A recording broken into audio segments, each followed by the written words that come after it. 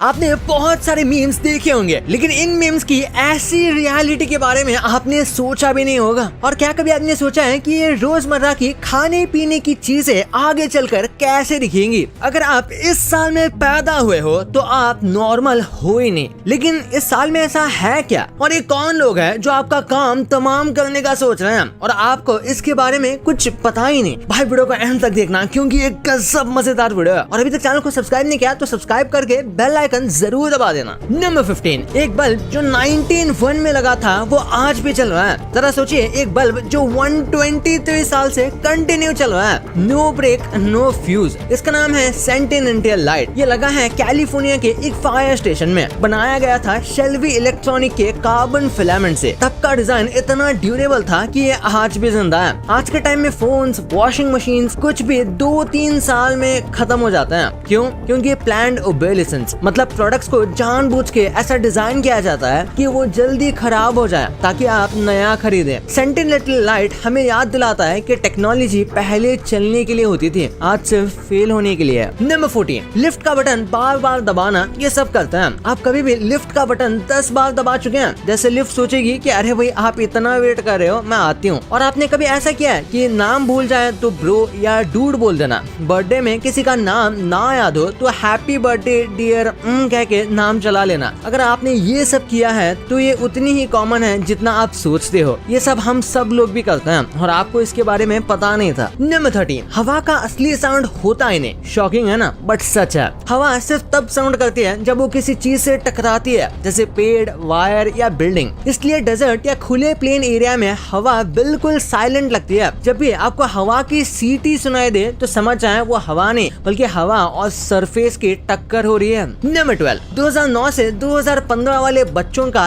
ये राज आपने सुना नहीं होगा। इन बच्चों को इंडिगो या क्रिस्टल किड्स कहते हैं। स्पिरिचुअल लोग मानते हैं कि इस जनरेशन के बच्चे ज्यादा इंट्यूटिव, इमोशनली इंटेलिजेंट और स्पिरिचुअली अवेकन्ड होते हैं। साइंस इसे प्रूव नहीं करता, but spiritual communities full believe करती हैं कि इनका सिक्स्थ सेंस और क्रिएटिविटी नेक्स्ट लेवल है। नंबर 11, साइंटिस्ट ने लेड को गोल्ड में बदल दिया। सर्न लैब में एक एक्सपेरिमेंट हुआ जहां लेड को हाई स्पीड पार्टिकल से शूट किया गया और रिजल्ट गोल्ड बन गया। पर ट्विस्ट ये था कि गोल्ड सिर्फ एक पल के लिए जिंदा था, कुछ ट्रिलियंस ऑफ अ ग्राम। ना उससे चेन बन सकती थी ना रिंग। एक्सपेरिमेंट था नेचर के एलिमेंट्स को ट्रांसफॉर्म करने का ये प्रूफ। नंबर 10, बटर मिल्क में बटर होता ही नहीं। नाम से लगता है कि बटर से भरा ड्रिंक होगा, पर सच इट्स बटरलेस। पुराने टाइम में जब क्रीम चर्न करके बटर निकाला जाता था तो जो लिक्विड बचता था वो था असली बटर मिल्क। आजकल जो मिलता है वो फर्मेंटेड मिल्क होता है, टैंगी, हेल्दी और फुल ऑफ प्रोबायोटिक। तो अगले टाइम जब कोई बोले मुझे बटर मिल्क चाहिए तो आप बता सकते हो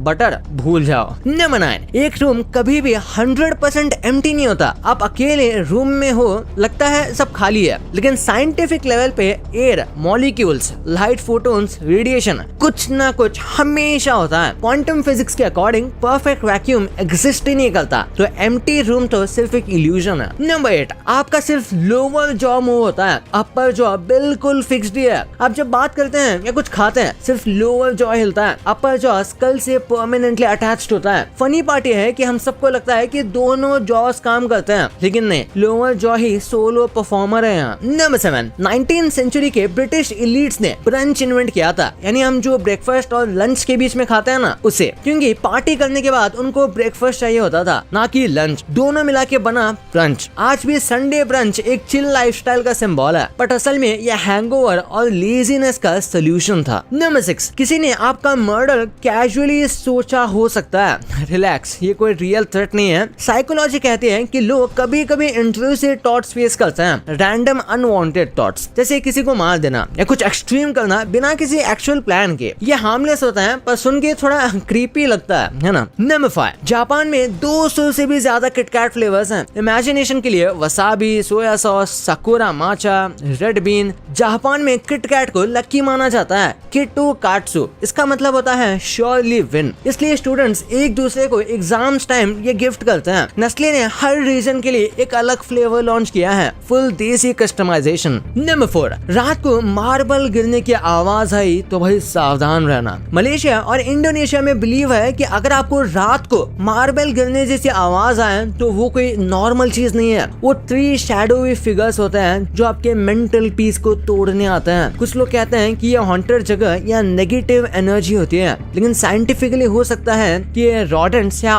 ओल्ड पाइप का साउंड हो। लेकिन अगर आपको रोज ही एक ही टाइम पे आवाज आए तो फिर सोचना जरूरी है। नंबर 3, ओशन के अंदर छुपा है एक और ओशन। डीप सी के अंदर ब्राइन पूल्स मिलते हैं। ये एक मिनी समुंदर जैसा होता है जिसका पानी इतना सॉल्टी होता है कि कोई क्रिएचर जिंदा ही नहीं रह सकता। नॉर्मल सी वाटर से ये मिक्स नहीं होता, दिखता भी अलग है और साइंटिस्ट कहते हैं कि ये एलियन वर्ल्ड जैसा लगता है और यहाँ कुछ एक्सट्रीमोफाइल बैक्टीरिया भी सरवाइव कर लेते हैं। अर्ली अर्थ या एलियन लाइफ समझने के लिए ये पूल एक गोल्ड माइन जैसा है। नंबर 2, क्या कभी आपने सोचा है कि आप जो है रोजमर्रा की चीजें खाते हैं या पीते हो ये फ्यूचर में कैसे होंगी या फिर एटलीस्ट कैसे बनेंगी? जैसे पहले है चाय। अगर आपने कभी चाय बनाई है तो आपको पता ही होगा एक परफेक्ट चाय बनाने में कितनी मेहनत लगती है। लेकिन फ्यूचर में आपको ये टेंशन लेनी नहीं पड़ेगी क्योंकि ये रोबोटिक टी मास्टर हर स्टेप परफेक्ट करता है। चाय पत्ती डालना, पानी गर्म करना और कप में सर्व करना भी मशीन और ट्रेडिशन का परफेक्ट कॉम्बो जो हर बार एकदम जबरदस्त चाय बनाता है। फिर डोसा की बात करें तो सुबह सुबह डोसा तो सबको पसंद है, लेकिन उसे बनाने की तैयारी एक दिन पहले से करनी पड़ती है। लेकिन अपने ये स्मार्ट मशीन बिना झंझट के परफेक्ट डोसा बनाता है, वो भी सिर्फ